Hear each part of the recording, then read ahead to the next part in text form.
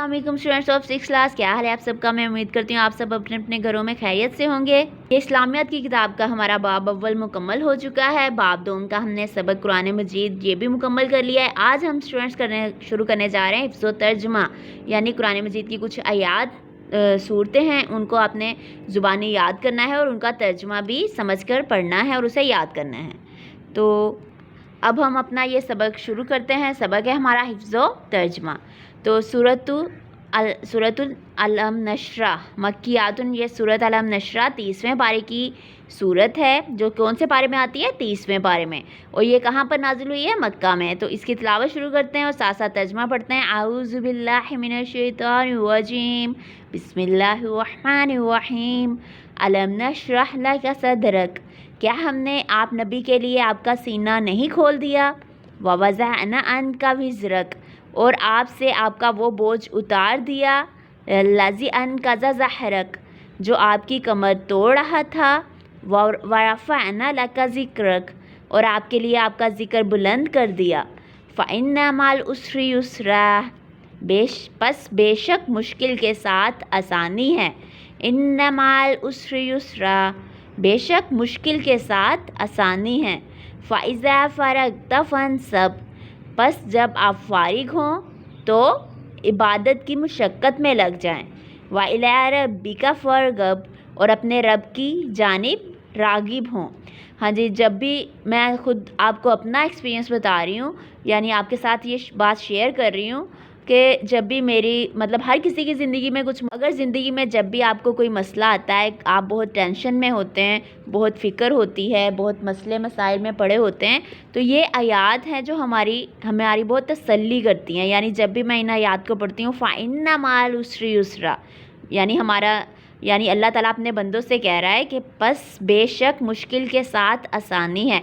और एक बार नहीं, क्योंकि इस बात पे ज़ोर दिया, इसलिए देखें दोबारा से फिर वही आयत, ताकि हम तमाम इंसानों की हौसला अफजाई हो सके कि अल्लाह ताला जहाँ पर मुश्किल भेजता है तो उसके साथ साथ कोई ना कोई आसानी भी ज़रूर होती है। अब इसके हम अल्फाज मायने पढ़ेंगे। ये देखें, नशरा हमने खोल दिया, वज़अना हमने उतार दिया, अन काज़ा तोड़ दी थी, अल उसरी मुश्किल, फंसब पस मुशक्क़त करें, सदरा का आपका सीना, विज़रा का आपका बोझ, ज़हरा का आपकी कमर, युसरन आसानी, फ़रग़ब पस राग़िब हो जाएं।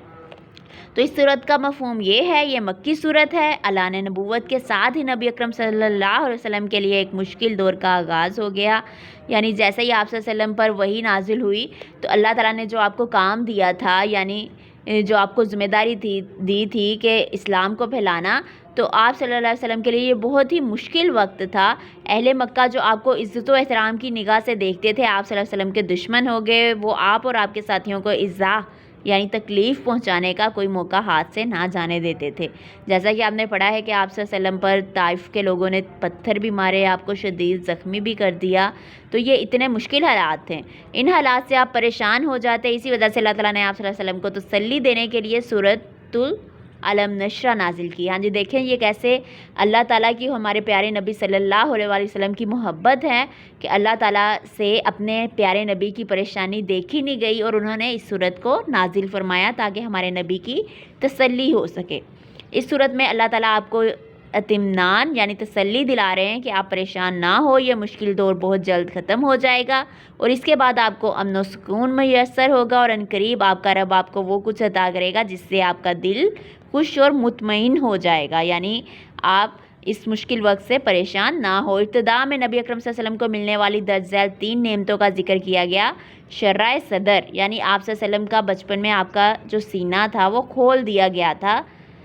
बोझ से नजात, इसके अलावा एक जो बोझ है, बहुत ज़्यादा काम का जो फ़िक्र है उससे नजात, ज़िक्र की बुलंदी, यानी अल्लाह ताला का जो ज़िक्र है उसकी बहुत ज़्यादा होना। आखिर में आप सल्लल्लाहु अलैहि वसल्लम को तलकीन फरमाई गई कि सख्तियों का मुकाबला करने के लिए आपको, लेकिन इन सब सख्तियों का यानी मुश्किल हालात का मुकाबला करने के लिए आपको इबादत और रियाज़त से तवानाई और ताकत मिलेगी। चनाचे आप हर तरफ से बेनियाज होकर अपने रब से लो लगाएं, यानी अपने रब की इबादत करें और उस इबादत में मगन हो जाए, इससे आपको तसल्ली मिलेगी। ये इस सूरत का मफ़हूम है।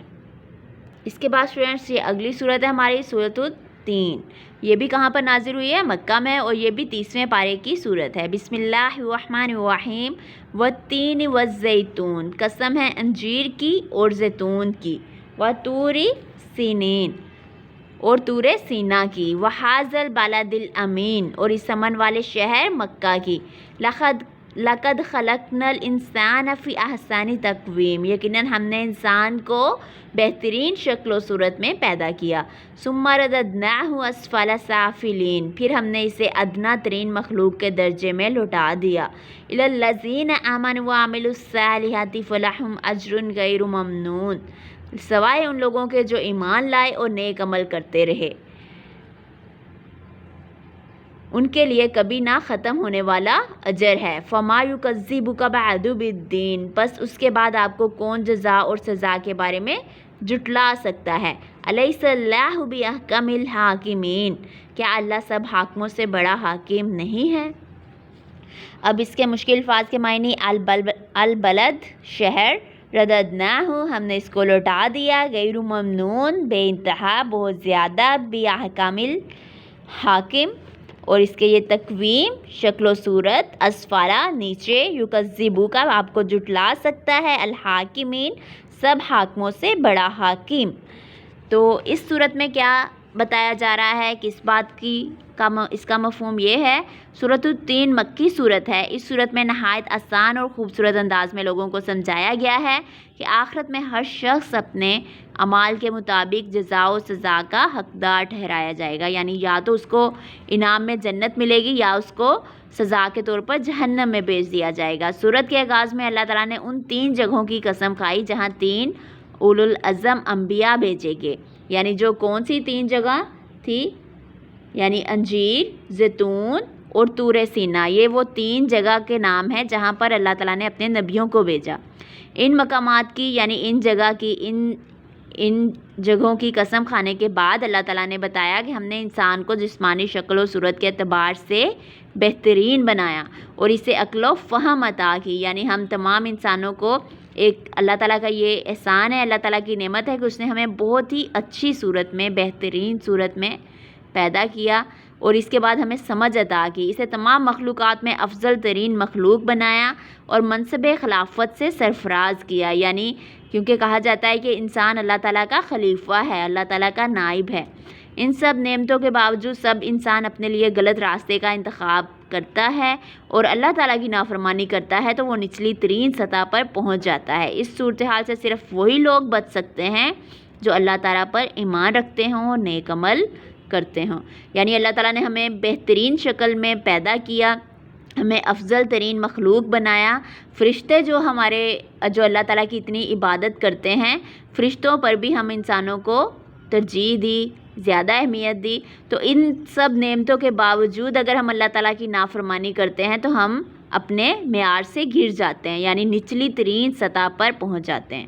پھر اللہ تعالیٰ فرماتے ہیں کہ اے نبی، کیا اب بھی قیامت کے وقوع پذیر ہونے کے بارے میں آپ کو جھٹلا سکتا ہے؟ یعنی کیا آپ کو ابھی بھی یہ جھوٹ لگتا ہے کہ قیامت نہیں آئے گی؟ کیا آپ ابھی بھی قیامت کے دن کو نظر انداز کر سکتے ہو؟ کیا اللہ تعالیٰ سب حاکموں سے بڑا حاکم نہیں ہے؟ یعنی اس سے بڑا انصاف کرنے والا اور کون ہو سکتا ہے؟